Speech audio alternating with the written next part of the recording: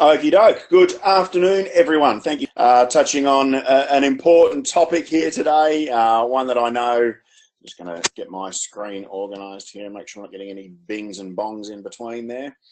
A topic that I know that, it hits a nerve, I suppose, with a lot of people. It's how you can get people to learn effectively together, because there seems to be, what we know we should. We know that bringing people together makes a difference, but we seem to have this trepidation about it because whenever we do, it seems that that something goes horribly wrong. And I think that's actually part of the reason why we've gotten ourselves into the habit of doing things like using things like MOOCs. So there, a lot of universities around the world have gotten themselves into this habit of building what they call massive open online courses, because you can build the content once and deliver it often, and it can be incredibly lucrative to do that. And people really liked at first when they were doing that. They really liked that there was the freedom to learn at their own pace. They could progress through modules in courses more quickly if they wanted to. They could also take their time if they wanted to. They could learn at their own path. So they could say, well, I really feel like doing this part now, but I'll do that part later. And they could work their way through that, which is really cool. And they could even learn at times that work best for them. I know that we all have habits, I guess, about the way that we learn and when we're the most engaged. I know that I'm a former school principal, for those of you that haven't met me before, and I still have this odd habit that I haven't been able to drop. I haven't been a principal for almost 5 years now, but I know that in my work day as a principal that my most productive time is between 4 and 6 p.m. in the afternoon. The busyness is over. The students have gone home. Often the staff have gone home. We've had an afternoon meeting, or they're off. The staff are off doing their own thing, and it's in that period where I get some uninterrupted time, and I'm the most productive. And I still am. I still can be a little hopeless in the morning at really being able to stick to task.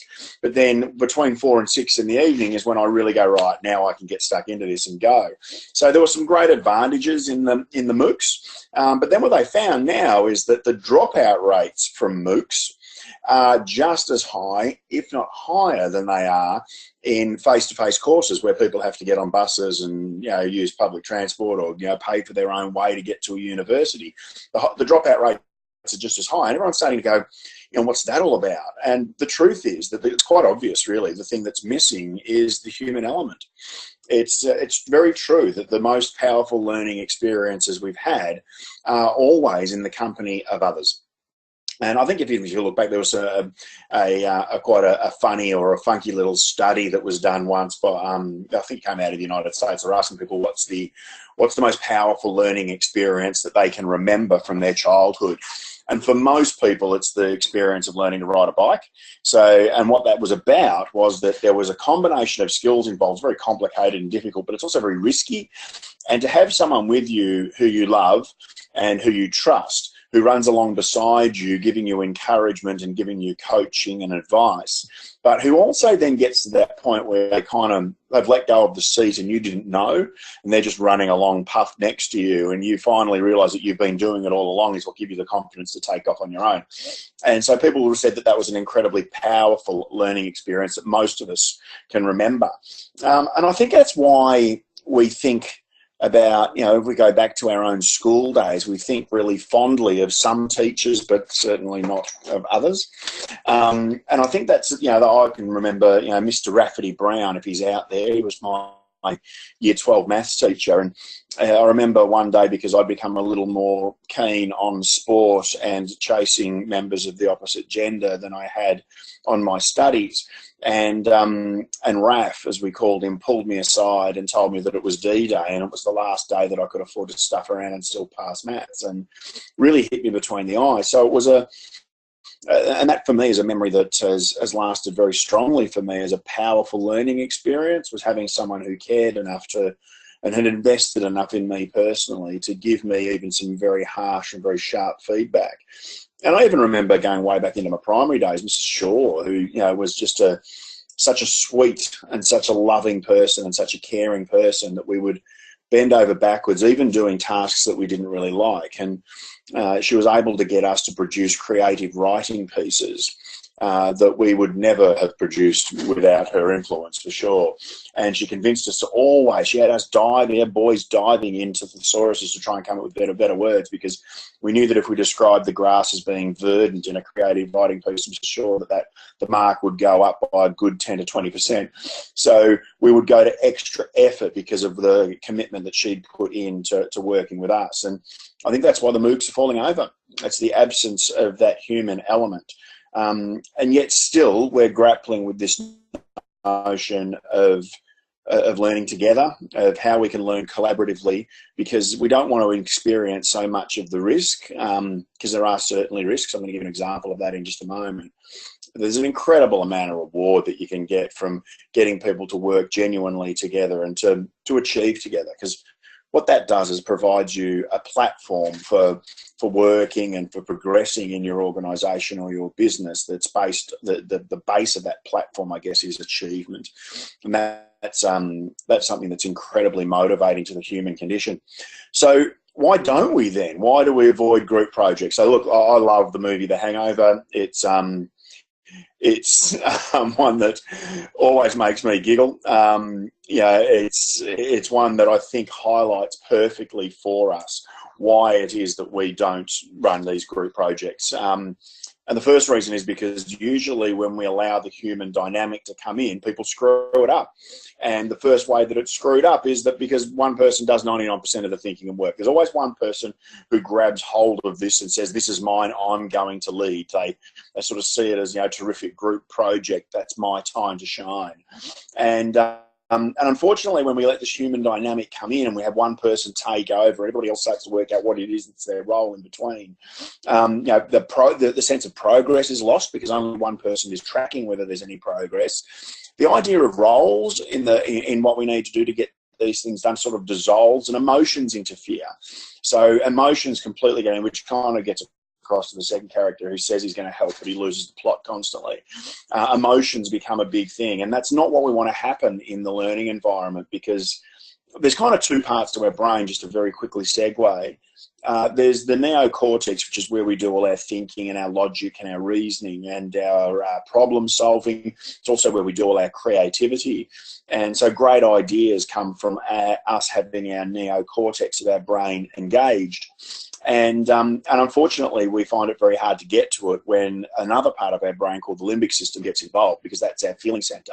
So one part of our brain's for thinking, one part of our brains for feeling, and the amygdala decides which one we're going to use at any particular time, because we are all inherently hopeless at thinking and feeling at the same time.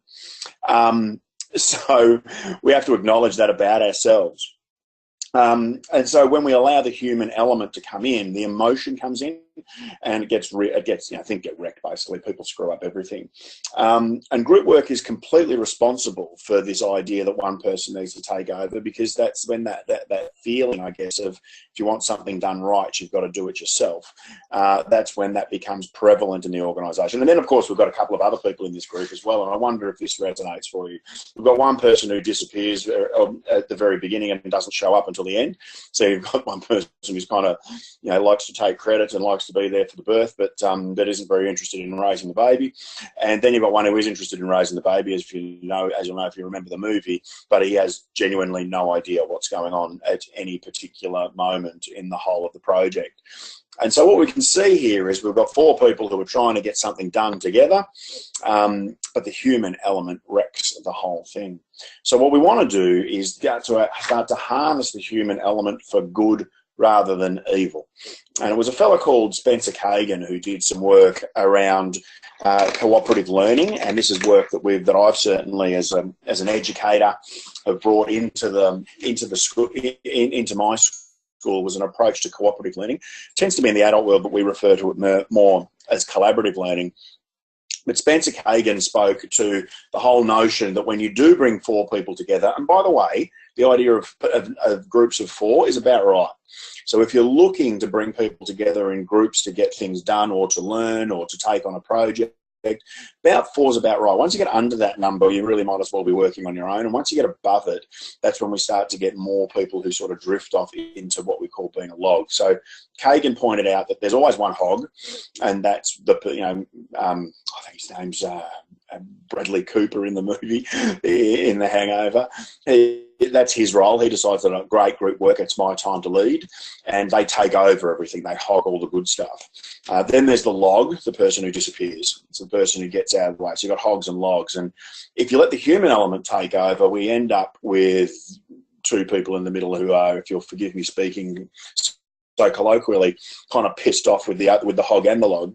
And what we'd really like them to do is to have all 4 of the people in that group operating like cogs, where they're genuinely working together and there's movement by all of them. And Kagan points out that if we can get to that point where there's genuine constant movement, then what we find is that some really productive stuff starts to happen. It's a pretty powerful metaphor, I reckon, for the way we need to work together, because if one cog stops, all cogs stop. And if all cogs move, then the machine moves incredibly quickly. So I want you to keep that in mind. What we're aiming at here is no hogs, no logs, by getting to the point where we have people genuinely working together as cogs. So look, around that, can I just make a little suggestion here today that we work together? So I want you to know that the control panel that you've got in front of you today is available, that I'm available, that I really want to respect the time that you've put aside for coming along today. And if you would like to ask questions, then you've got a question box and a chat box there that you can pay attention to. I'm going to try and keep a little eye on that as we go. I don't know whether you can be, through seeing my screen, you can see me doing that at the moment just to check. But what I want to do is to make sure that I respect your time by asking any questions, answering any questions that you have that might be contextual, and that and so we can make today a really real-time and real-world experience for you. So I want you to know you can do that. You can use those chat and those question options there. There's also a little, if you look at your control panel, you should be able to see a little button that looks like a hand up, like the picture on the screen. And if you decide that you would like to be unmuted today, I'm going to keep a little eye on the attendee list also. And if you put your hand up, then I have the facility here to be able to unmute you. You can directly ask a question too. So I really want you involved today, because it kind of feels a little incongruous to be getting up here and saying, let's talk about group work, and then I just do all of the work. It seems like I might be stepping into the hog role there. So don't be a log today. Know that you can make facility of what we've got available to us through GoToWebinar as well. All right, so what I want to do first, I guess, today is to get you into some principles about what sits behind really effective collaborative learning or really effective collaborative work. And I guess there are a couple of hats that you might be wearing today. One is that you could be someone who develops learning experiences for others. So you might be an HR, you might be a presenter, you might be a trainer, but you could also be a leader within your organisation. And there are various times, it could be for meetings or it could be for the learning purpose, that you have people congregate. And in those moments, there are some really key things that you can keep in mind. And if you can keep them in mind, then you can really make some wonderful creative things start to happen within those principles. Group learning's messy. Group learning is a little bit all over the shop. And that's okay. We need to get comfortable with that mess, so that what we can do is say, that we can have some human potential be reached. A fellow really clever educator you might like to look up, called Professor Shigata Mitra. He says that what we should be encouraging is what's called emergent phenomena, which means basically put the conditions in place for some really fantastic stuff to happen and then get out of the way. So the first principle that I want to speak to today is this notion of interdependence, which means that we need each other to get something done. Now, this is really important in terms of our hogs. What we have is, if you remember the situation of Sally Robbins, who we might consider Sally to be a log, I actually don't. I think that one of the issues that happened with Sally Robbins is that she was put in a position where everybody else in this organisation hadn't realised that they needed each other, and they didn't do the necessary work to make sure sure that this moment didn't happen.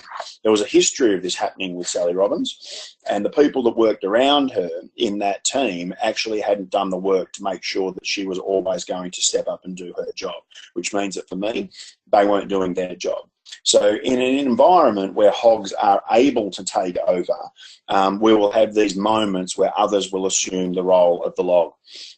So what we need to do is to create an environment where we are interdependent, which means that we know, and it is explicit, that we need each other to finish the job. Because the truth is, if one person goes down in a rowing race, or if one person decides to do all the work, then the moment is over. The moment that a hog tries to take over and row faster than everybody else in a rowing race is the moment that team will lose.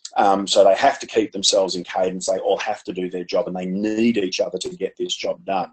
What's really interesting is that when hogs actually are placed in an environment where interdependence is very explicit, they realise that they do need others to get the job done. They realise that their own brilliance is insufficient for a fantastic outcome. And what they do then is they start to move from a position of authoritarianism. So they lead and they take over because of the power that they have. And they move from that to a position where they are authoritative, which means that they have assumed powerful positions in that organisation, in that team, not through making them being the most extroverted, but through their ability to move other people, which means they're authoritative rather than authoritarian. It's really important. There's been examples, and I'll stay on the sporting bent for just a moment, but there's been examples in the sporting field forever and ever. There were the early days of Michael Jordan's reign at the Chicago Bulls, where he was winning MVP titles for the most valuable player every season, but the Chicago Bulls weren't able to progress past the first round of the playoffs a couple of times. And it was only a realisation he had through one or two conversations with his father, who was an important mentor to him, and also with a couple of other people that who were highlighting to Jordan that his greatness will not be measured by the amount of MVP titles that he wins, or, if you will, his ability to shine brighter than the other people in his team. His legacy will be determined by his ability to elevate other people and to come up with collective achievement. And it was only then that Jordan started to realise that his quest was not to become a better player or a light that shines brighter himself.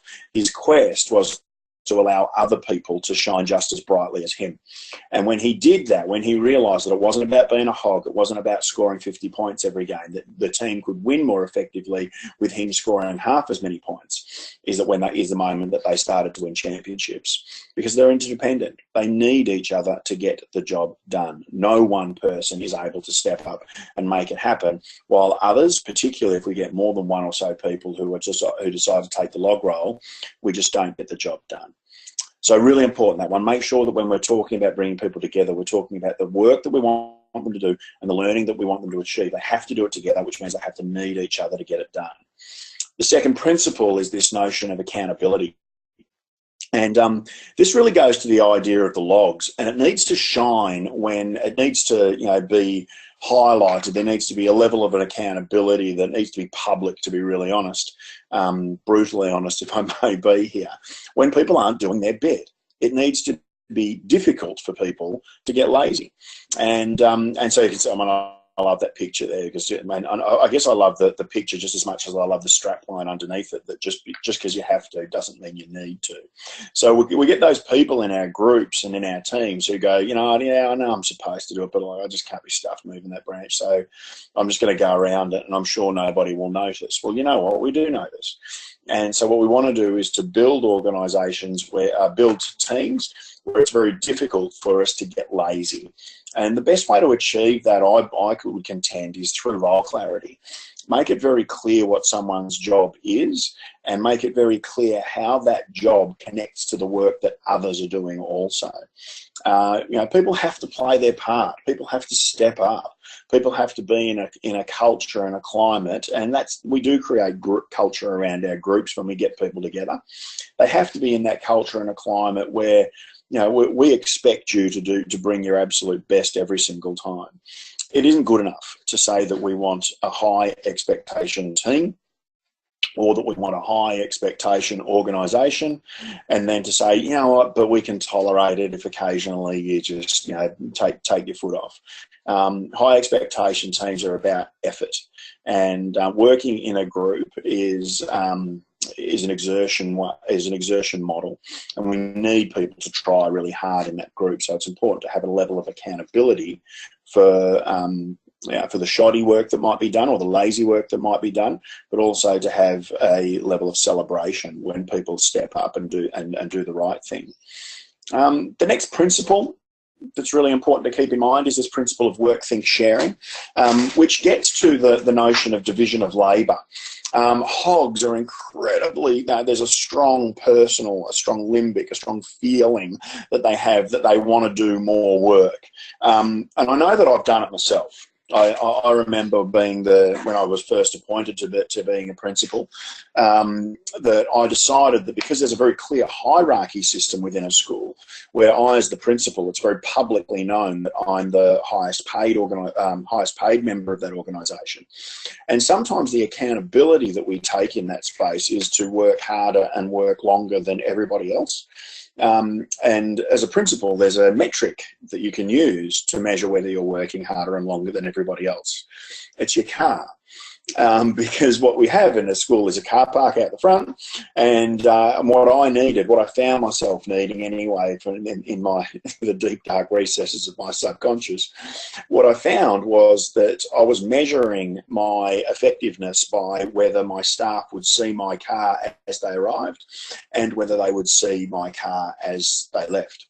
And I convinced myself somehow that by working longer, I was justifying the higher rate of pay that I was receiving every second Thursday. Yet, what happened to me was that every morning I pulled into the car park and I noticed a red four-wheel drive was already there. And there was a teacher in my school called Mick, and I went, oh wow, that's amazing. I've got a really incredibly dedicated teacher in my midst here, and so I did what any diligent professional would do in that circumstance, and it was to set my alarm 5 minutes earlier every day until I found myself beating Mick to school. In the Northern Territory, where I was principal, because of the heat factor, we start school at about 8 o'clock in the morning, and I found myself arriving at work just before 6 o'clock and still seeing Mick's red four-wheel drive and getting myself very upset. So I wandered down to Mick's room to see what was going on, and the truth is Mick wasn't diligently planning his lessons for the day. He was having breakfast, he was watching a little bit of sunrise on the TV, he was checking his Facebook account, he was wearing a singlet and a pair of boxer shorts, and I was a little bit taken aback, and I said, what's going on? And he said, oh, look, mate, he said, this is my favourite part of the day. He said, oh, he's got a couple of teenage boys, and I'm not staying home for the fight that's getting them to school every day. I've outsourced that to my wife. Yeah, Mick doesn't have the same marital status these days. But here I was convincing myself, because of that metric, that I must have the most dedicated teacher in the Northern Territory, and I don't. I just have the one with the biggest family problem. So by using that metric that I need to work harder than other people, I need to work longer than other people, we lead ourselves into false data. We lead ourselves into false evidence about why things are working, or in fact why they aren't. And people respond more effectively when there's an even division of labour. Animosity breeds where people are working harder and longer than others. And when we create an environment where we all work equally, the rate of pay scale isn't so relevant to people. In fact, I didn't have anybody begrudge me my leadership position in the school because of the pay that I was received. But I did get feedback from people from time to time about whether I was acknowledging the hard work that people were doing. So hugely important to make sure that we have an even division of labour, because that's when people feel that they can participate most effectively within a team. And then the fourth principle I want you to keep in mind is constant activity, which means that we want to create group experiences for people where they don't sit on the bench and wait for their turn to come on and play a lead role. Wait time is the killer of engagement. So when we give people a task sometimes in a group and we say, right, what I want you to do is I want you to think about this concept. Then I want you to write down the 5 things that this concept made you think. And then I want you to take turns while each of you explains within 5 minutes what you got out of that concept. That means there's somebody in that group that's going to wait for at least 15, 20 minutes before they actually do anything. And it's too long. Nobody thinks or plans anything particularly positive while they're waiting. Think about the last time that you went to the doctors, and the high likelihood is that even if you sat there for 20 minutes in the waiting room, that it felt like 50, and you didn't particularly achieve anything more productive than checking your Twitter feed or playing a game of Scrabble on your phone. It's the killer of engagement, having to sit there and do nothing. I've learned this from my days as a teacher. I know that as a teacher, sometimes I was big on using circles with my class. I would get them to sit in a circle and discuss something, and teachers around Australia are doing things like having the talking stick, which means that you pass the stick to the kid next to you and they start to tell you what they did on the weekend, for instance. Here's what I know about what happens when I do that. I pass the talking stick to the child on the right of me who has sat there deliberately so that they can be first.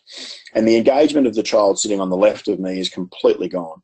The child on the right of me gives me a fantastic monologue about the weekend and about how they went camping and how Uncle Jack got way too drunk on the vodka that he wasn't supposed to bring, and how he fell over on the campfire and they had to go to the hospital, and you learn a lot of stuff that you really didn't need to know.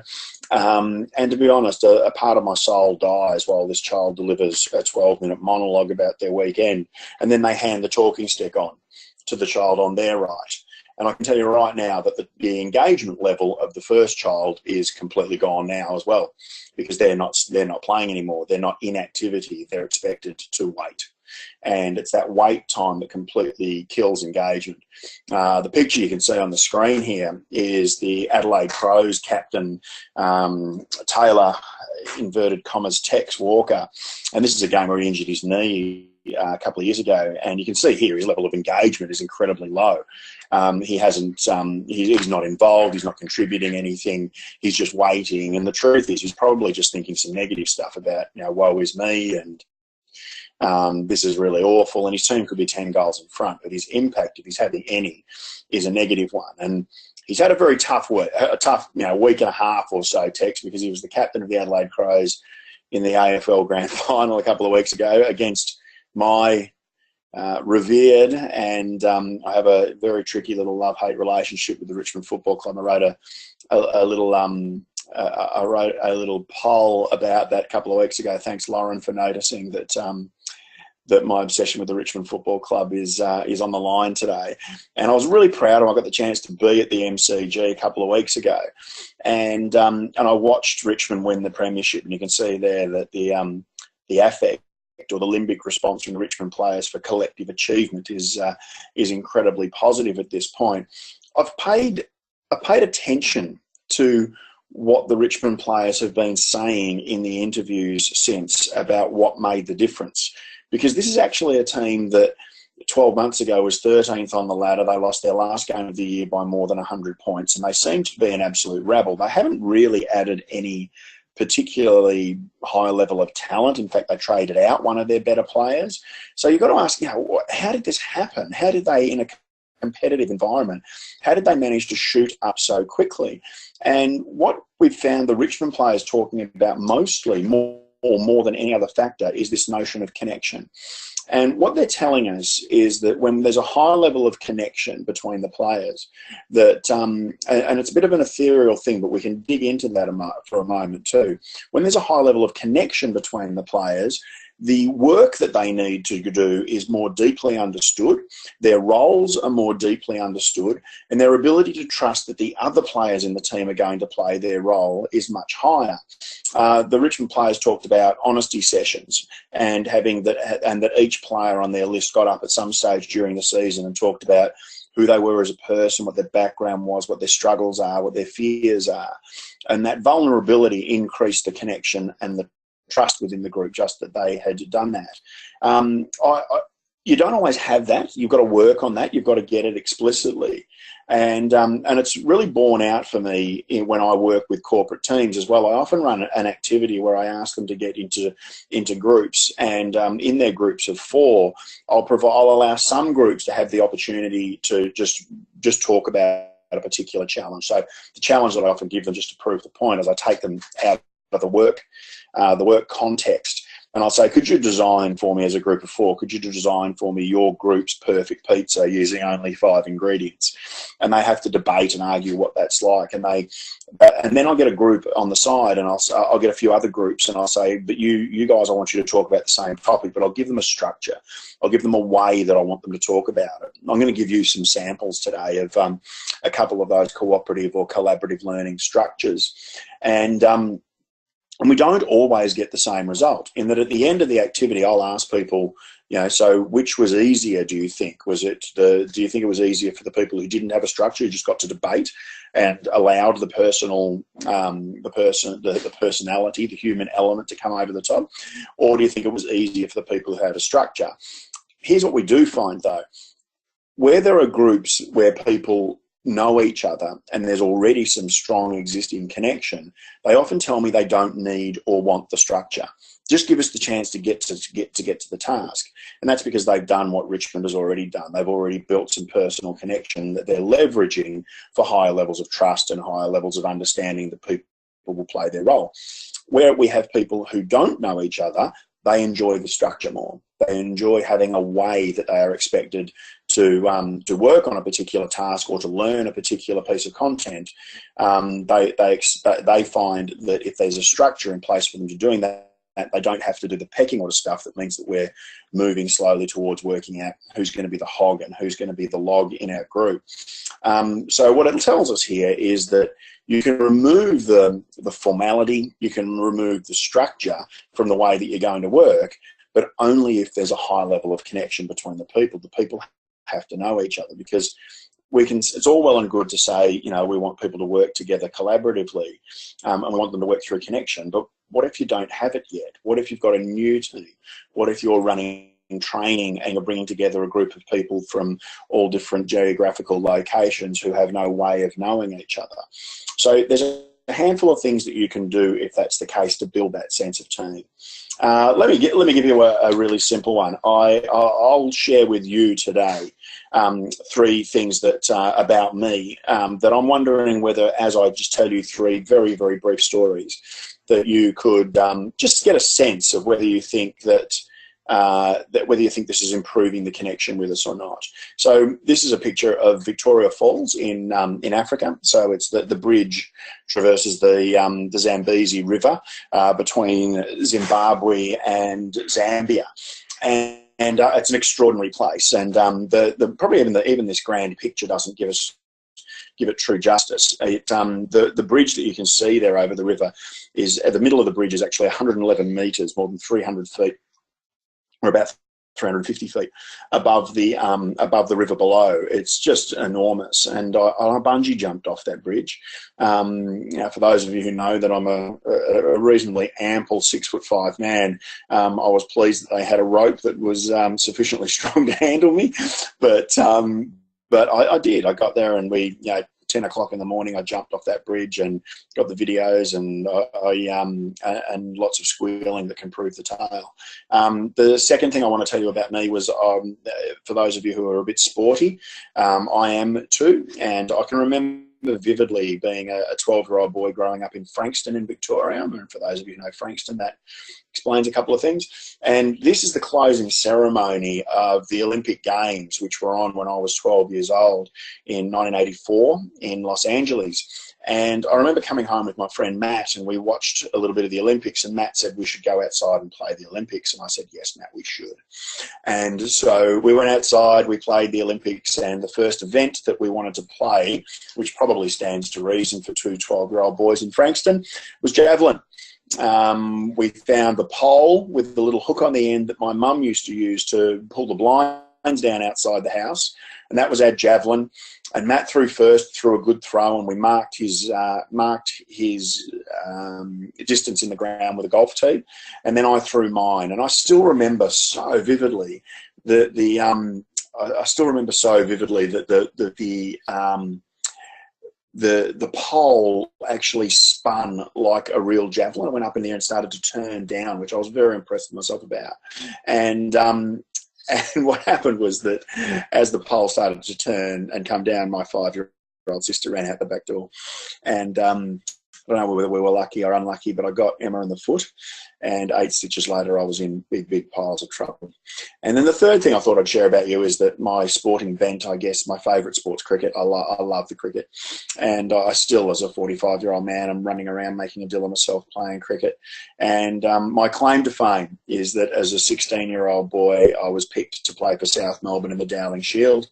And in Melbourne, we were playing on the big district grounds against the big district clubs, and there was a young fella there called Shane Keith Warne who was playing for St Kilda. And my mum, who was our scorer at the time, still has at home in Frankston the score sheet from the game that I played as a 15 or 16-year-old against Shane Warne, which is my cricketing claim to fame. So that's fabulous. And I'm just wondering whether any of you think that that's interesting, whether any of you think that that knowing that little bit of personal information about me is important. Or I wonder whether any of you might have picked up on the fact that one of the 3 things I've shared with you today is an absolute lie. So I want you to actually let me know now, which one do you think I was lying to you about? So if you've got availability of the question box now, I'd love it if you tell me, just put a number 1 if you think that I was lying about Victoria Falls, number 2 if you think I was lying about my sister's foot, and number 3 if you think I was lying about Shane Warne. I'm going to give you a moment there. Go to the question box and just give me your answer, and I'll let you know if you got it right. Thanks, Lindsay, for jumping in. Chris has jumped in as well. We've got a theme emerging here. We've got 4 answers so far, all people saying they think I was lying about Vic Falls. Lauren says no. She said she thinks I'm lying about my sister's foot. And I'll give you another couple of seconds to jump in before I give you the answer. And we'll close it off there. Okay, you're all going to be incredibly disappointed. The Shane Warne one was the one I was lying about. I did jump off Victoria Falls. I did get my sister's foot, and to this day she shows me the scar and demands champagne.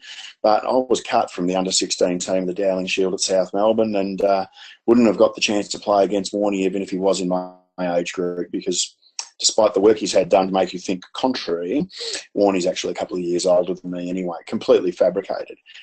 But the truth is here now, we kind of know things about each other. And if I've got someone on the webinar today who, likes to travel, or, likes sport, or has, maimed a younger sibling or something like that, we've got that in common now. And even though I don't know it, it exists. It exists. And that acts as insulation in our relationship. That means that when we do work together and we do have something that we have to work on that's contextual for our work, then it means that there's a less high likelihood, a lower likelihood that there'll be negative or power-influenced interactions happening between us while we're working together. So sharing things about yourself, becoming vulnerable, putting it out there that this is who you are, and dropping some of the armour, and that's all language that we've heard out of the Richmond Football Club over the last week and a half, is hugely valuable in terms of being able to build that team such that they don't need the formal structure for collaborative learning that we might put in place. But I reckon actually getting achievement going without without needing to always just play icebreaker games and share things about ourselves is a worthy thing to do. So let me give you just three quick little collaborative learning activities that you can use to get people working together. I want you to use that, if you would, for me, those 4 principles: thinking about independence and accountability, work, think, sharing, and constant activity. And think about whether that works in terms of these 3 structures. The first one I want to advocate to you is talking chips. So the way this one works is that what you do is you've got a group of people, particularly if they're in a group of 4, you might give them 3 poker chips each, and you get them to discuss a particular concept, or you get them to create a new product, or you get them to highlight a particular problem within the organisation. And what happens is, sorry, I'm just completely distracted by Chris's comment here that you got your older brother the same way as I did my sister, Chris. It's a small world. And what you do is you say to them, you don't have to take turns. You don't have to, you don't have to go equitable here, but you've all got 3 chips, and I want you to discuss one of those challenges. And if you've got something to add, if you have a sentence you want to say, then you've got to throw a chip into the middle. And then if you want to build on that and go first and second, you throw another chip in. But once you've expended your 3 chips, shut up and you wait for everybody else to step up. Now think about that for a moment. Think about what will be the behaviour, the likelihood of behavioural shift that we'll get from both our hogs and our logs. Hogs start to think, I've got to be more selective here. I've got to discriminate about what I'm going to say and make sure that I'm only speaking the important stuff. Logs start to think, I need to come up with something here. I can't hide out the back. So we get that high ability, that we get that notion where we get people who are stepping up as well as not stepping on other people, which is really important and really valuable. The second activity that you might like to do is one straight. This is my transitional collaborative learning activity, whereas I might have groups and I might give them a concept to talk about. I might not even give them a structure, but I ask one person in the group to stray. And what I'll say is, okay, we're going to talk about this concept for 4 minutes now. We might say the shortest person in each group, you're the stray, stand up for me. Grab a notepad and a pen, and all I want you to do is to stray. And strays can't speak. All they do is go from table to table in the room, thieving ideas. And let's be honest, that's the way that most education research is done anyway. We go and look at what Finland are doing and say we should be doing it here in Australia. So what we want to do is get people out there and about and cultivating other ideas from other groups. The strays at the end of the 4 minutes return to their table, and they are then the only people who can speak. So they will report back and build upon what that group has done. Great way to get people into role.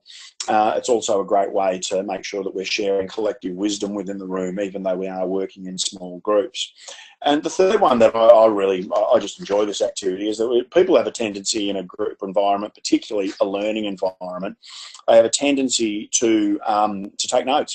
So why not leverage that? So what I'll often do when I'm working with groups is give them the notepad, or I'll give them a piece of paper and I'll say, this is our collective or our group notepad, and I want you to discuss a concept or a challenge. I'll put that on the table and say, rightio, go. The person that I hand the notepad to first, you've got to listen, and while you've got the notepad, you can't speak. And all I want you to do is to write down the first important thing that is said at that table, the one thing that has to be captured at that table that's said. And once you've written it down, I want you to pass the notepad and pen to the next person. And what you find is that after about 5 or 6 minutes of discussion, you've then got a record of usually 5 to 8 key concepts that are very important. The filler between the conversation, the unimportant bits and pieces, gets lost.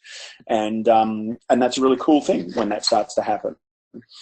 So just 3 really simple, because great learning starts with activity. We then move on from that to learning relationships, and on further from that to really great learning cultures. But the way you can get activity started in terms of collaborative learning is really, really simple and straightforward.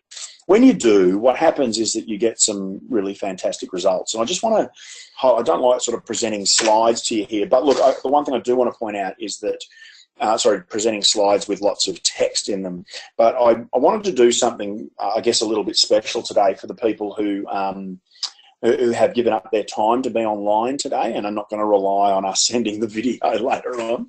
So a little reminder there to those who are watching this today as a video that you should make sure that you come along in person next time, is that I want to remind you that there's a handout today of the slide deck. If you look at the handout section in your control panel, you can download that and you can have this with you. So there are 5 reasons that collaborative learning works incredibly well. And the first one is that you get this effective goal attainment, which means that, well, I guess it's one of those, it's a statistic we found that a really high proportion of people agreed that the level of collaboration directly impacts the outcome. So what we do is we actually achieve goals when we give people the opportunity to collaborate effectively. The second thing you get is flexibility and idea generation. So this is another study that was found that said that, that only 3% of people come up with their best ideas while they're working alone at work, which means if we let people sit at their desk at work, that's where only 3% of the good ideas come from. The rest of the ideas come in different places. They come when we're working with other people, and they come when we're actually not at work. So it gives people, if we can have that powerful moment at work where we collaborate and we do things together, what often happens is that people go home and they have that 1 o'clock in the morning moment that they've quickly got to write something down because that brilliant idea has come to them. When we leave them in the drudgery of their own isolation, great ideas don't come and great opportunities aren't recognised. The third one is we get talent retention. So what we're finding in terms of the millennials in the workplace is that they actually only want to stay in an environment where there's a high level of collaboration. And that means face-to-face collaboration. What they're also telling us is that they want virtual collaboration as well. They want to be able to collaborate online too. So building, if you're going to go down the online learning path, accessing people to courses or building your own, which is a really valid thing to do these days. What I always want you to do is to say, okay, but where's the collaboration? Where's the human element? So anybody that completes a course without having to have a conversation with a local mentor or a coach, anybody who completes a course without having to actually provide some input in terms of what do they know, what can they apply, and what solutions can they design as a result of the knowledge of that course, anybody that can just sit there and look at a video and flip through a couple of pages of a manual and move on, is not experiencing the human element. The collaboration element is completely gone. They're not going to stay. They leave, which means that you won't keep talent in your organisation unless you're providing a high level of collaborative opportunity for them. The next one is that we have transition and absence management, which means that when workers learn from each other and with each other, and that becomes a cultural norm in your organisation, what happens is that you can cope when people leave. You can cope when people are absent and when people have long periods of time, long periods of time away from the workplace, which makes your workplace a target destination for women. So maternity leave doesn't present as such a difficulty when we've got a high level of collaboration within the organisation, because they know that when they return from any long period of leave, they'll be able to catch up. The anxiety's out of it because other people will be invested in them being able to catch up. And you also start to position yourself as an organisation that can be on the front line or on the cutting edge, I suppose, of even the remote workforce. You can actually have people who work away from the work site, provided they're not left in the isolation of their own studies. Provided there's a collaborative intention within that, then you can manage people working in different ways. You can manage people leaving your organisation. You can manage those periods of leave that people are entitled to within your organisation too. And finally, the one thing I want to point out to you about collaborative learning, and to be honest, this is the one that I love the most, is that you start to generate actionable and buildable solutions. So it means that when people work in a group, they don't come up with pie-in-the-sky ideas that no one can really do, or that no one really, to be honest, is going to do. They come up with solutions that are agile and responsive to current contextual issues, and then they say, let's get to work. Let's actually build this thing, because there's nothing worse, is it, than coming up with an idea and then doing nothing with it. It's deflating. So the human element here starts to work in our favour, because people start to really get mobilised behind the vision that they've created themselves, because they created it together. And to be honest, I think that's a little bit of what might have happened with Richmond. They created a vision for themselves and the way they're going to work, and they then were mobilised in action, in actually creating that vision and bringing it to life. So that's probably, from a content point of view, I feel like I've smashed it today. I feel like I've flown through collaborative learning, but I do want you to know that there's always more. There's always ways that we can work together. So a couple of things to finish off today. Number one is that I want you to know that the next webinar we're going to run next month, it's going to be on the 16th of November at 2 p.m. on a Thursday afternoon again as well. And we've titled this one, When Will They Ever Learn? I mentioned before that you start a learning activity, then you move towards learning relationships. And within learning relationships, there has to be a component of how you talk about performance, how we talk about improvement. And so what I'm going to provide for you next month is a framework and some incredibly practical first steps that you can take in order to be able to create performance conversations that are geared for action, where we get that phenomenon we just discussed, where they've kind of come up with the solutions and they're mobilised to start to take action around them. The annual tick and flick, we obviously have been talking about for a while now in organisational work that's dead, yet we haven't really found a better model to move on to. And I want to provide you a better model for how you can have tough, rigorous, but you know what, engaging and even enjoyable performance conversations that people will come back to you looking for. One of my favourite teachers that I ever worked for was Lara, who resisted like crazy the performance conversation, told me that she'd had one in 8 years of teaching and it was a waste of time, so she was never going to come and have one with me. Once we got a decent performance conversation geared around action happening, Lara and I actually had 8 formal performance conversations over the next 12 months, and they were all initiated by her. There's a way to do it. There's a way to do it. And I want to make sure that we share that with you next time around. Make sure also that you do download the slide deck from today.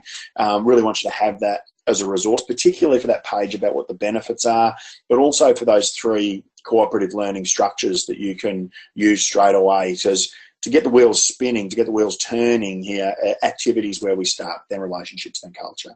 So I want you to keep that in mind as a result of today.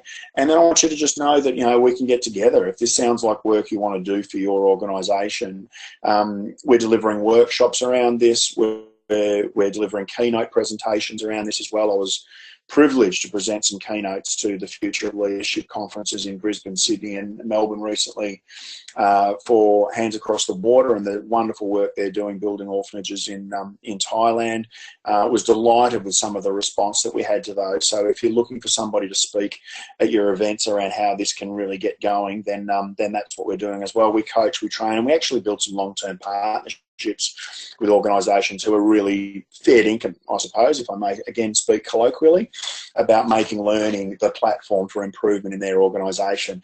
If you want to talk about that, whack the word chat in that question box, and I will make sure that we get in touch with you afterwards. Just want to acknowledge the question box again. Lindsay, thanks so much for coming along, mate. Really appreciate that you enjoyed today. Ben, you wanted to know about those performance reviews today. So definitely, yes, mate, please come along to the next webinar.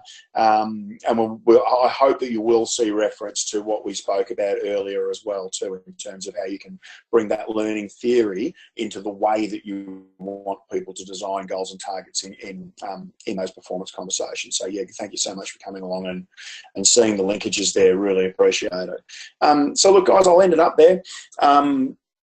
Get in touch, give us a yell. There's work that I'm really happy to do for you and things that you can understand better by going and having a look on the website. A couple of email addresses there you can use and a phone number that you can give us a call on if you want to get in touch. Thanks again for coming along. Really appreciate it. Good on you, Lauren. Really appreciate your feedback as well. Have a great end to the week, everyone. And we'll see you in November for Performance Conversations.